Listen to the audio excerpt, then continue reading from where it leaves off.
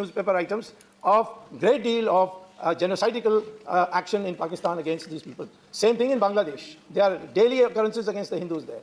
And Afghanistan, one need hardly say what the Taliban has been doing. So this act is most appropriate, and the Home Minister deserves congratulations for bringing it after years and years of recognition of this problem. Now, in 1947, November 25th, the Congress Working Committee met and passed a resolution urging citizenship for the refugees of Pakistan, and said, to quote, the Congress is bound to afford full protection for all those non-Muslims from Pakistan who have crossed the border and come over to India or may do so to save their life and honor. Now, they are saying that you can't do this, but their own party, as far back, they said it. They said you can't do it. This is Article 14. I'll come to Article 14 also. The amount of illiteracy in Congress is unbelievable.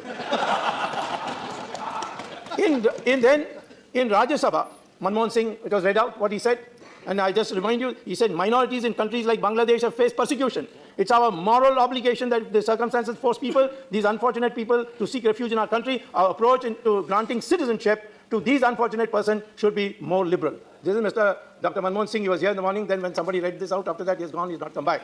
I hope they didn't send him away. Then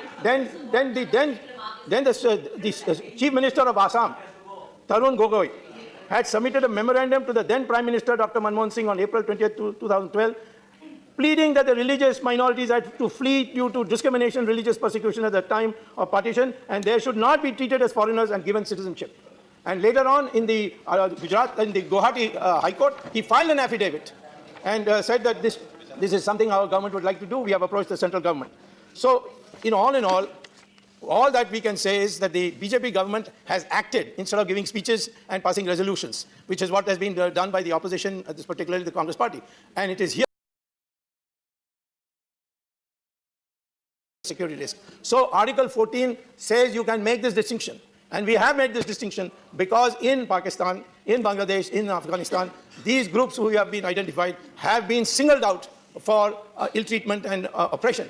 And as far as the Ahmadiyas are concerned, or the Sunni Shias are concerned, they would prefer any day going to Iran, where it's a Shia country, or to Bahrain, where Ahmadiyas are accepted as Muslims. Both of them declare themselves as Muslims. They don't say that we are in a distinct religious group. It is the Wahhabi group in Pakistan which says you are not Muslims. But the world in general accepts them as Muslims. So they cannot come into this category because these countries are Darul Islam. They are religious, the religious constitution where Islam has been accepted as the state religion.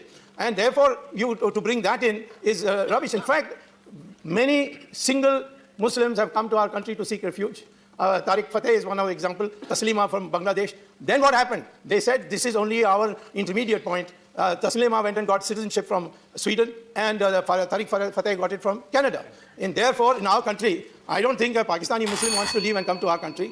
And therefore, there's no need for making us include them also in this bogus concept of Article 14 being equality for all. So finally, I'll say that Sri Lanka Tamils, they did not come to our country because of religious persecution. There was a war there, and because the area of Tamil Nadu, of Sri Lanka, the Tamil areas of Sri Lanka, there was a full-fledged war, and they came on that. After that, after our government came, they have all been regularly going back. The government of India has built houses for them, and now it has dwindled from 1 crore to something like 15,000. And in another 6 months, there will be no. And all this business of genocide and all, these are all LTT propaganda. Our parliament cannot be used for LTT propaganda. And therefore, I would say that this bill is something we need to protect ourselves. Thank you. Thank you.